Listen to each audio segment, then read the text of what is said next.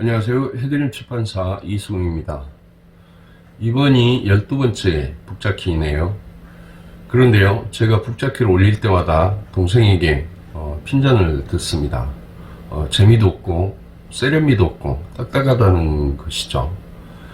이런 핀잔을 들을 때마다 저는 처음부터 잘하는 사람이 어디 있냐고 역정을 내지만 이런 말을 해주는 동생이 고맙기는 합니다. 좀 더 연구하고 노력해야 한다는 뜻으로 제가 받아들이니까요. 노력 없는 대가는 없겠죠. 미술계에 갓 등단한 젊은 화가가 있었습니다. 하루는 그가 거장을 찾아가 가르침을 구합니다. 선생님, 제가 어떻게 하면 성공할 수 있겠습니까? 저는 2, 3일 동안이면 작품 하나를 완성을 합니다. 하지만 그것이 팔리기까지는 2, 3년이 걸립니다. 젊은 화가의 말을 들은 거장은 청년의 어깨를 두드리며 말합니다. 여보게 한 폭의 그림을 2, 3년 걸려 그려오시게. 그러면 그 그림은 2, 3일 안에 팔릴 수 있을 걸세. 이렇게 말이죠.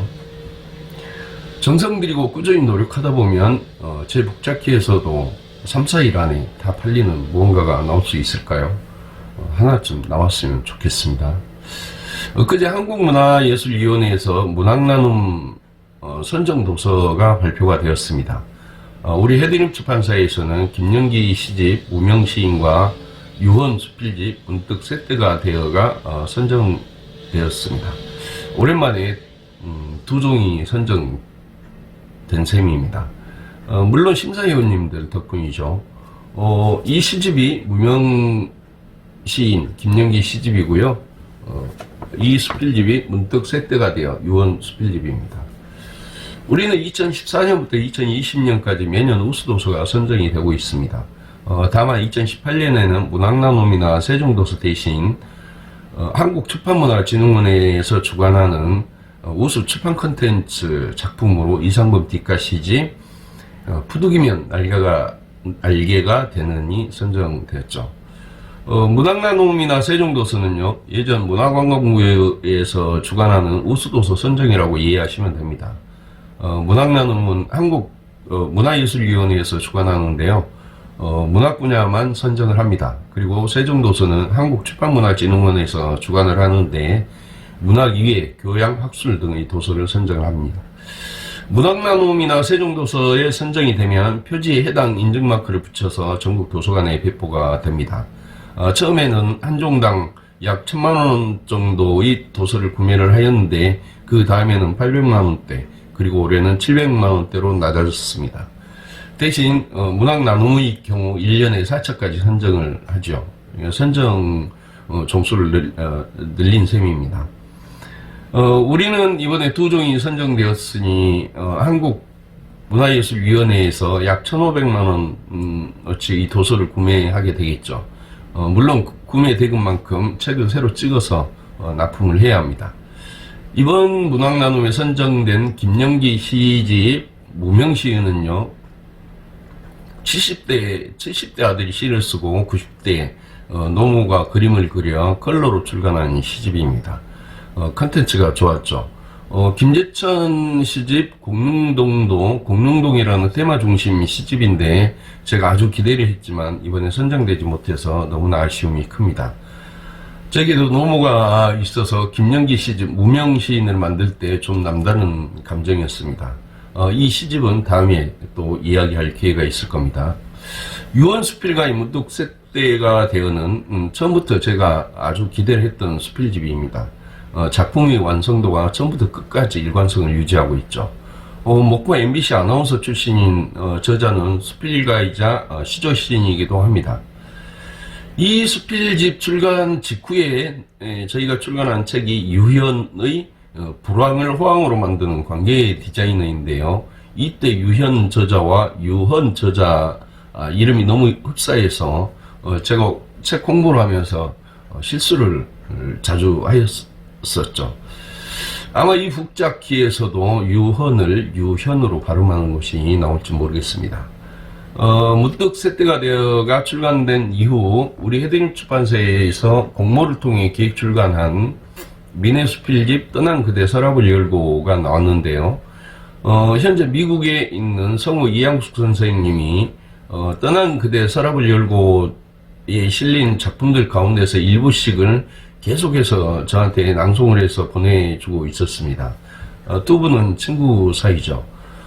이양숙 선생님 낭송을 들으니 저도 낭독을 한번 해보고 싶더라고요. 그래서 유언수필집 문득 새 때가 되어 중에서 받침없는 편지 일부를 낭독을 하였습니다. 낭독을 해서 녹음을 하였죠.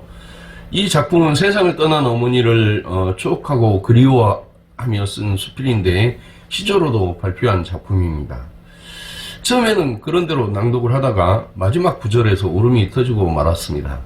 그것이 그대로 녹음이 되었고요. 처음 시도해보는 낭독이라 3번, 4번 녹음을 하였습니다. 첫 번째는 그렇다 치고 두 번째는 울음이 안 터질 줄 알았죠.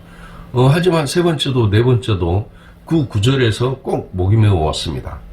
끝내 울음 섞인 제 목소리가 녹음에 담겨 버렸습니다. 지금 낭독을 해도 울음이 터질 것 같아서 여기서는 못하겠고요.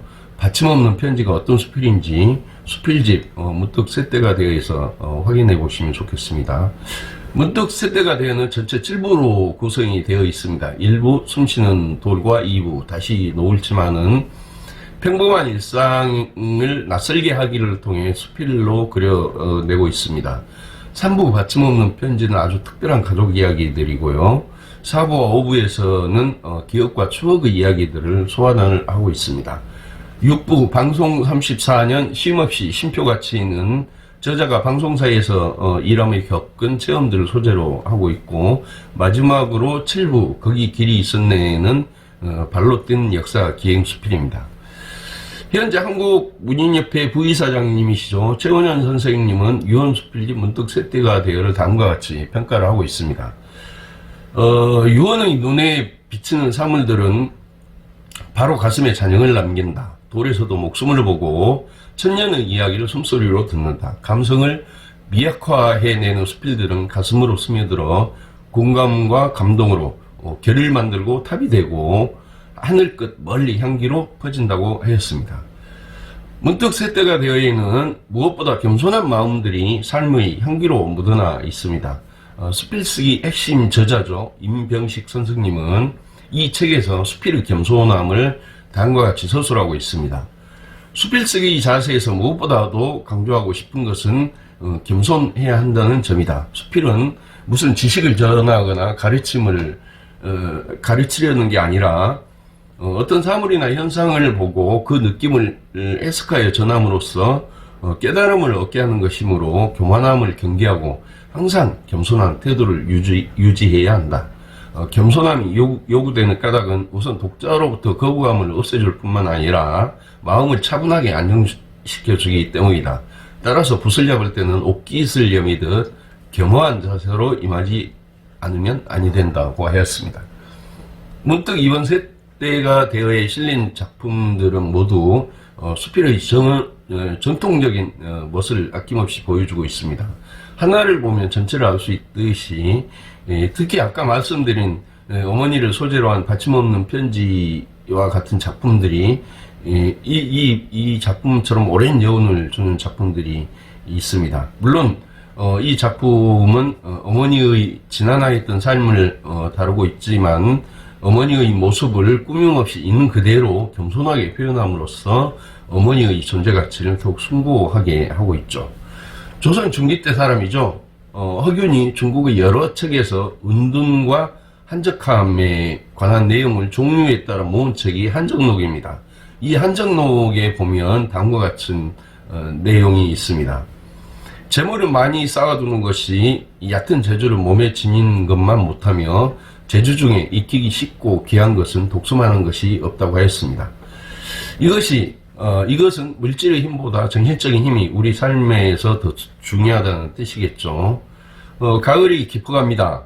올가을 꼭 읽어보면 좋을 수필집 3권을 추천해 드립니다. 첫 번째 유언 수필집 문득 새 때가 되어, 두 번째 민의 수필집 떠난 그대의 서랍을 열고, 그리고 엊그제 출간된 김동현 수필집 나도 그대의 희망이고 싶다입니다. 고맙습니다.